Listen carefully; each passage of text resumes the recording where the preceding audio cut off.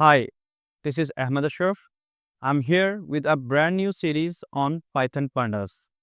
इस video series के अंदर हम बिल्कुल बेसिक से स्टार्ट करेंगे और ग्रेजुअली हम कॉम्प्लेक्स टॉपिक्स की तरफ मूव करेंगे। तो आज की वीडियो के अंदर हम ये सीखेंगे कि पाइथन पांडास क्या चीज़ है और हमें पांडास सीखने की ज़रूरत ही क्यों है, और कुछ बेसिक डाटा स्ट्रक्चर जैसे पांडास की सीरीज़ है और डाटा फ्रेम है, इसको हम एक्सप्लोर करेंगे। So let's get started. Let's discuss what is Python pandas. अच्छा, पांडास एक ऐसा टूल है, एक पाइथन की लाइब्रेरी है जो कि डाटा प्री प्रोसेसिंग के लिए, डाटा एनालिसिस के लिए और डाटा मैनिपुलेशन के लिए यूज़ होती है।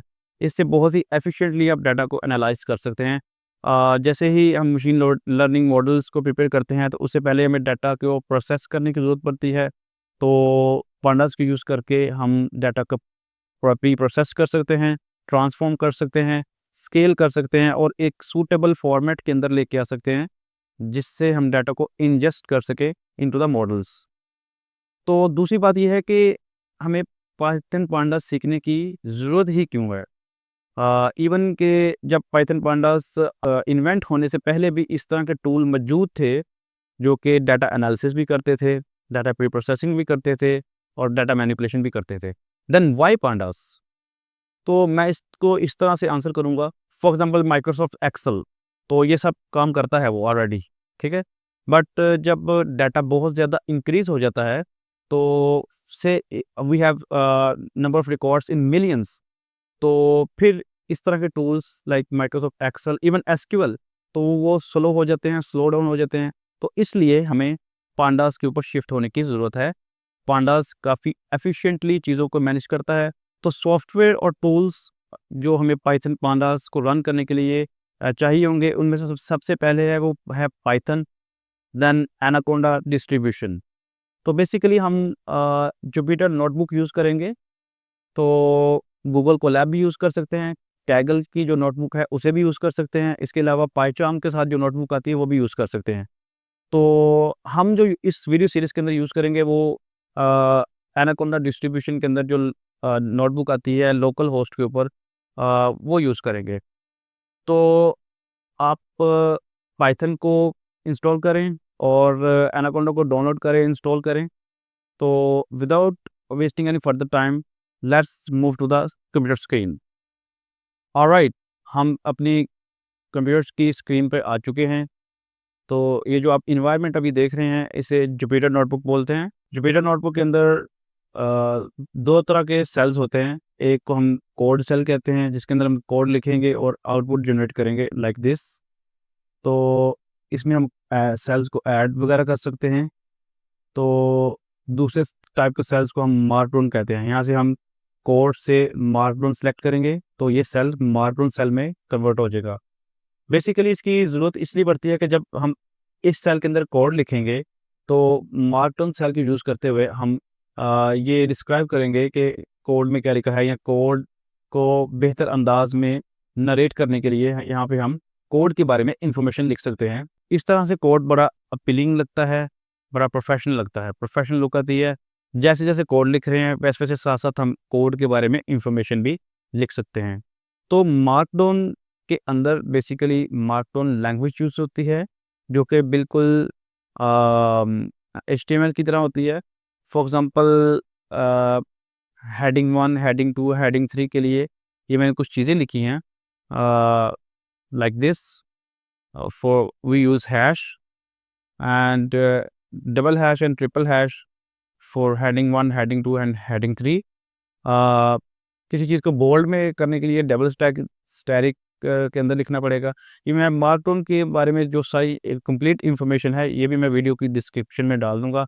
इसके अलावा यू कैन सी कि हम यहाँ पे एचटीएमएल के टैग्स भी लिख पा रहे हैं। तो अगर मैं इसको रन करूँ, तो you can see heading 1, heading 2, heading 3, और ये वो बोल्ड और डबल स्टैक वाला, और ये एचटीएमएल के टैग के साथ मैंने जो बोल्ड लिखा था अहमद, वो। तो इसके अलावा जो इसके कुछ ये टैब्स हैं, यहाँ से हम कर्नल को चेंज कर सकते हैं, कर्नल को रीस्टार्ट कर सकते हैं, शट डाउन कर सकते हैं, और इसी तरह से रन वाले टैब के अंदर restart kernel and run all cells, इन सब चीज़ों की हमें ज़रूरत पड़ेगी जैसे-जैसे हम आगे मूव करते जाएँगे। Now we will discuss about pandas data structures. तो इससे पहले मैं ये अज़्यूम करता हूँ कि आपने पाइथन प्रोग्रामिंग लैंग्वेज जो है वो की है, वो आपको आती है। तो अगर आपने पाइथन प्रोग्रामिंग लैंग्वेज की बेसिक्स भी की हैं, जैसे उसके बेसिक डाटा स्ट्रक्चर्स हैं, लिस्ट है, टपल है, डिक्शनरीज़ वगैरह हैं, तो आप पांडास सीख सकते हैं। Let's get started. हम ये देखते हैं कि पांडास की सीरीज़ क्या है। पांडास की सीरीज़ एक वन डायमेंशनल अरे है, जैसे पाइथन की लिस्ट हो, जैसे नंपाई की अरे है, वन डायमेंशनल ये भी अरे है। ठीक है? तो इसको हम कैसे क्रिएट करते हैं वो सीखते हैं। सबसे पहले हम कुछ मार्कडाउन के अंदर लिख लेते हैं इंपोर्ट नेसेसरी लाइब्रेरीज़।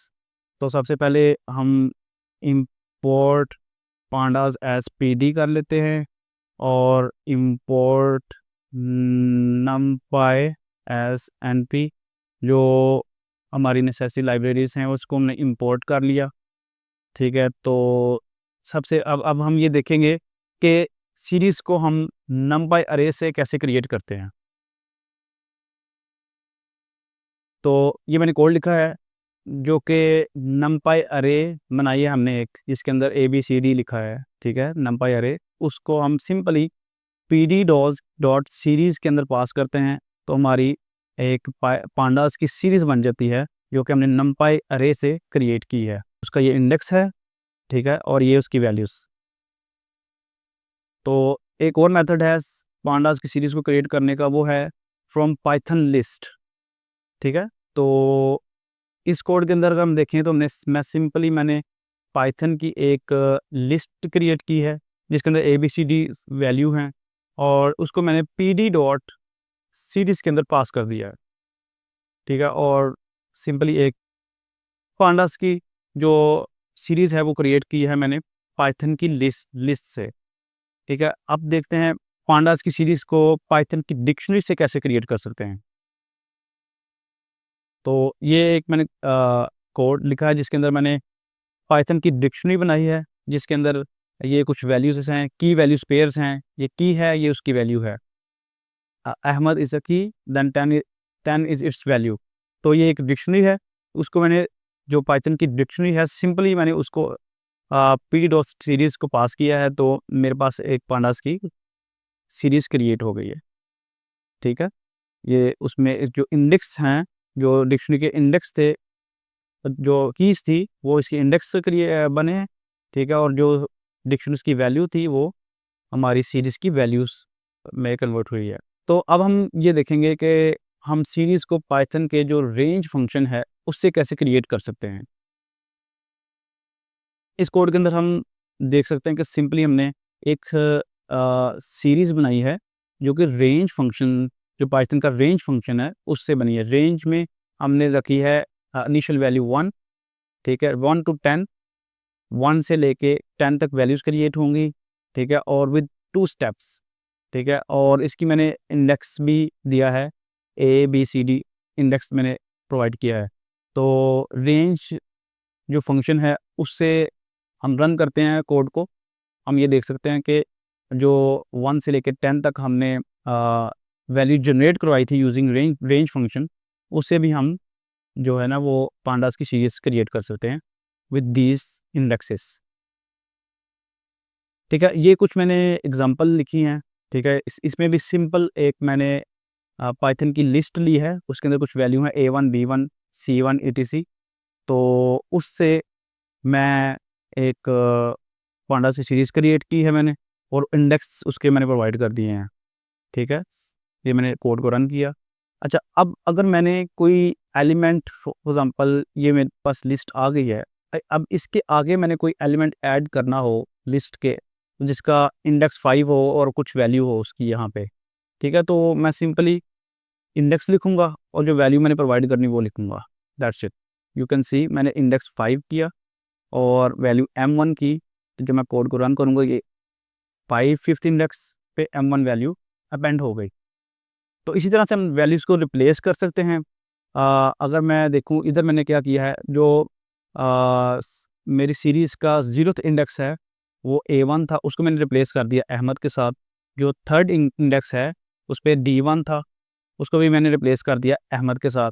जो फोर्थ इंडेक्स है उस पर E1 था, उसको मैंने रिप्लेस कर दिया अली के साथ। जिसको मैं रन करूँगा तो हमारी जो अब सीरीज़ है वो इस तरह से कुछ दिखती है। ठीक है, पहले ऊपर इस तरह से दिख रही थी, अब मैंने कुछ वैल्यूज़ को रिप्लेस कर दिया। इसके अलावा हम सीरीज़ के साथ यूनिक जो है फंक्शन वो भी लगा सकते हैं। जो यूनिक वैल्यूज़ हैं सीरीज़ के अंदर वो प्रिंट कर दी हैं। वैल्यू काउंट्स एक बड़ा यूजेबल फंक्शन है जो सीरीज़ के साथ यूज़ होता है। इसमें देखें बेसिकली हम सीरीज़ के अंदर जो वैल्यूज़ हैं उनको काउंट कर लेते हैं। अगर अहमद 2 बार आया तो उसने अहमद की 2 वैल्यूज़ प्रोवाइड की हैं। B1 1 दफ़ा आया, अली 1 दफ़ा आया। I hope you are getting my point. तो ये एक और सीरीज़ की एग्जांपल है जिसके अंदर मैंने सिंपली पाइथन की एक लिस्ट के अंदर से सीरीज़ क्रिएट की है, साथ मैंने उसके इंडेक्सेस प्रोवाइड कर दिए हैं। अच्छा, ज़रूरी नहीं है कि पाइथन की लिस्ट के अंदर या पांडास की सीरीज़ के अंदर जो वैल्यूज़ हैं वो सिर्फ़ और सिर्फ़ न्यूमेरिक ही हों।